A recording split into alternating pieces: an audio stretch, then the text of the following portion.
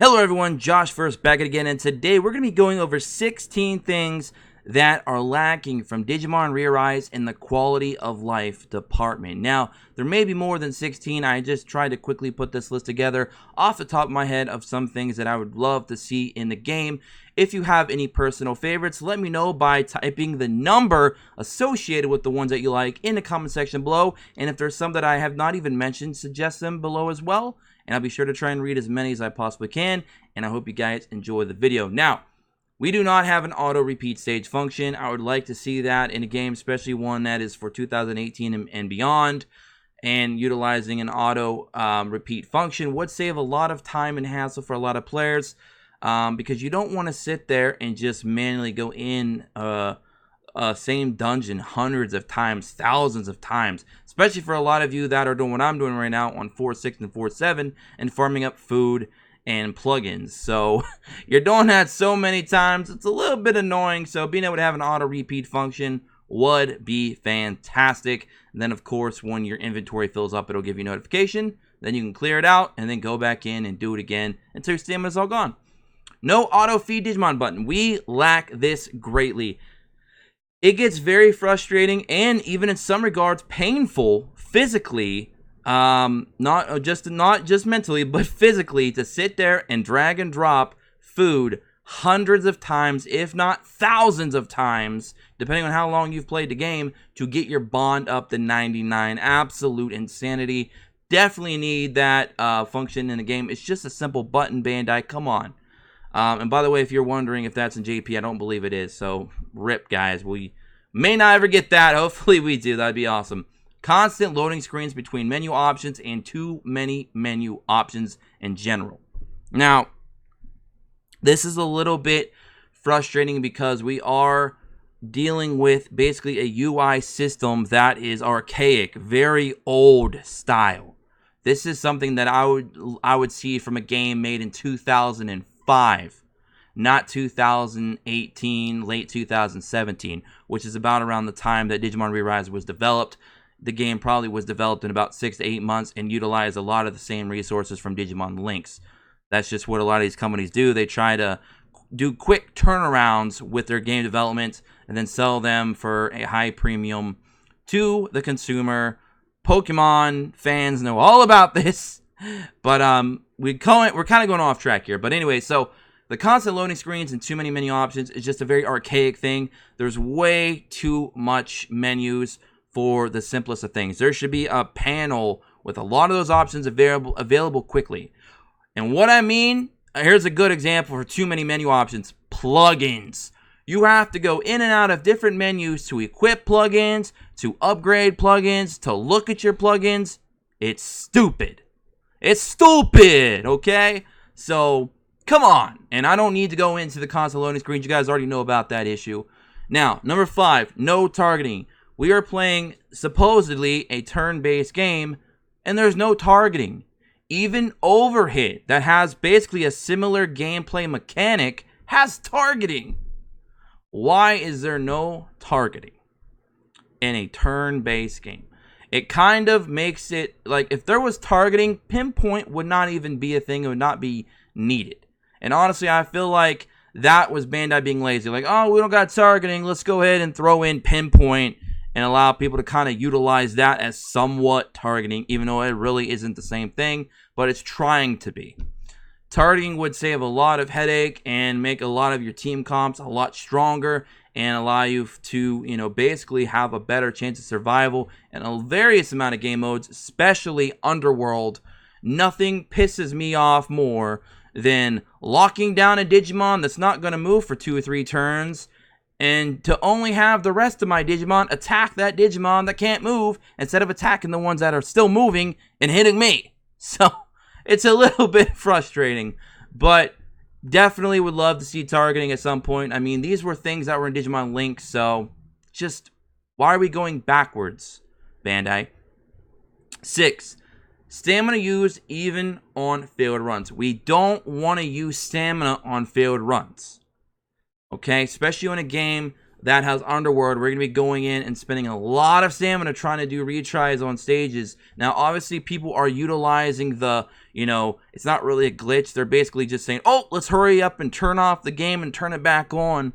That way it doesn't use our stamina. People are utilizing that method, obviously, and it's not a very ideal method because it is very slow and annoying because you have to keep turning the game off and then loading it back up over and over again until you succeed so you don't waste stamina. We shouldn't have to do that, okay? It makes no sense. Just either give us some kind of compensation back for stamina we've lost, like maybe a 50%, reimbursement, or just not use stamina when we fail, because we don't really get that much stamina to begin with outside of the cans if some of you are saving up and not playing that much. But if you have a lot of cans saved up, that means you're not really playing very much. So, also something to consider. Clash battle screen spam when they can be put aside to activate later. Now, I know a lot of players get absolutely irritated with just sitting there and having to farm. You're in a nice rhythm, and then boom, Clash Battle pops up. And it takes you out of the menu that you were at before, and then you got to go back in, which adds more to the too many menu options at number 4. And number 3, constant loading screens. And you're basically just being reminded how much you hate the UI in this game. So please make that, be in the background somewhere. There's like a little indication or notification or something, like whatever, that we can just disregard and open up later, or whatever. I don't know, do something like that to where it don't stop us from doing our grind. Let us grind and then worry about the Clash battle when we're done. I mean, they're up for 3 hours, for crying out loud. Or just let us put them to the side, not activate them at all, and when we get up to a point where, okay, you've got 20 Clash battles ready, you can't get any more, and it pops up that notification, then you'll know, okay, time to stop farming, let's go do some Clash battles and clear up some space, and then go back to our grind. That is fine, but we don't have that. Lack of shop deals. Now, a lot of people who do like to spend money on their gacha games, this is for the whales, number 8, I'm sure a lot of you whales will like this, even you casual spenders, there's not really any deals. There's no deals. It's just the same base value Ruby packs. Even the sale packs really aren't that great. There's no incentive. Digimon Links had some cool packs that even included some megas. So, again, we're going back to the point where Links just had some things that ReArise doesn't. And people keep trying to tell me Links was not a good game. But the more we go through this list of 16, the more you start probably realizing Links was a better game. Outside of the chip system. Don't at me. We know all about the chip system. But without the chip system, come on. Number 9, needing to place Digimon in farm to upgrade bond and mood. Now, this is also annoying because you only have you have a limited amount of space in your Digimon farm. And when you do your grinding and your PvPs and your Clash battles or anything like that, you want to make sure that your Digimon's bond is maxed out so you can get that 6 plugin slot. You want to make sure your mood is always superb. That way you're landing all your moves, you're getting your special bar up as fast as possible, and you're getting those additional drops. Well, if you have a team for, say, Clash Battle, and you have a team for PvP, and you have a team for Underworld, and it's not, they're all not fit into that, 8 slots that we get or whatever, you now got to go into number 4, more menu options, which will lead to number 3, and swap some Digimon around and keep doing that every single time throughout the day to make sure all your Digimon are at superb, so you're maximizing you're basically making all your farming as efficient as possible, and it is quite annoying. Just let us go into the Digimon menu and just boom, okay? I don't know. It just seems a lot more efficient, in my opinion. Even have a little feed button underneath the Digimon and all the different panels that we go to that shows our Digimon in the current team that we're using, and then boom. Simple. Number 10, egg hatching not allowing in training or eggs to be placed when space is empty. A perfect example of what I'm talking about with this is, let's say you have an in-training Digimon and another in-training Digimon, but both your incubators are empty. It won't let you place any eggs. You want to know why? Because it says your space is filled. That you can't do it right now while you still have 2 in training is waiting.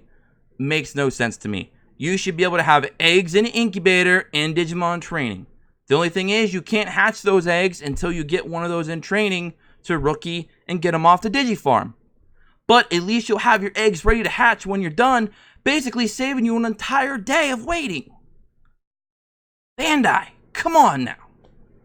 So, get with the program. 2019 going into 2020, what are you doing? Number 11, not allowing partner Digimon for different content. Now, this one's also annoying. You want to do Clash Battle, you want to switch your partner to a single target. You want to do Underworld or just normal story, you're going to switch your partner to a semi-AoE or AoE Digimon. Instead of just letting us have one for each. I don't know why that's not a thing, but come on. Number 12, lack of in-battle stats information for enemies, buffs, debuff information. I want to be able to go into a fight, especially in a turn-based game, even though it's mostly on autopilot. I want to be able to see the debuffs. I want to see the turn counters. I want to know which Digimon is getting ready to take their turn next.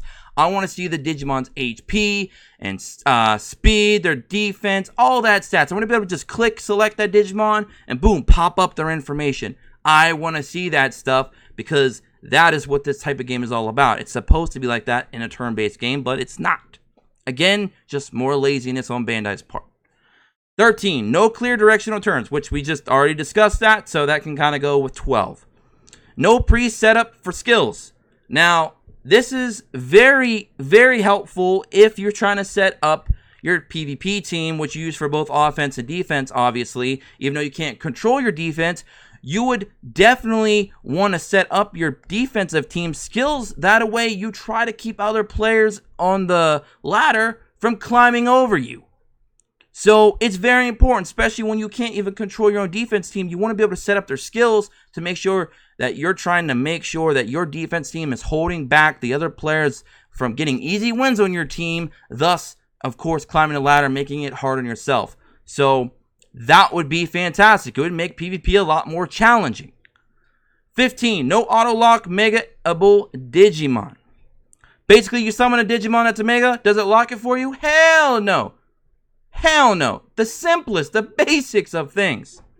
Why? And no wave retry on failure. If I fail on Underworld on wave 3, let me restart by using rubies or stamina or whatever kind of item, hell, even social points, so I can restart from wave 3 or wave 2 or even wave 1. WTF. But anyways, guys, that's all I have for you. Let me know what you guys think about this in the description below. Would you like to see these things in Digimon ReArise? And I hope you all have an awesome day wherever you are. Until then, don't forget to subscribe, tick notifications, join us in the Discord below, and I'll catch y'all in the next one. Peace.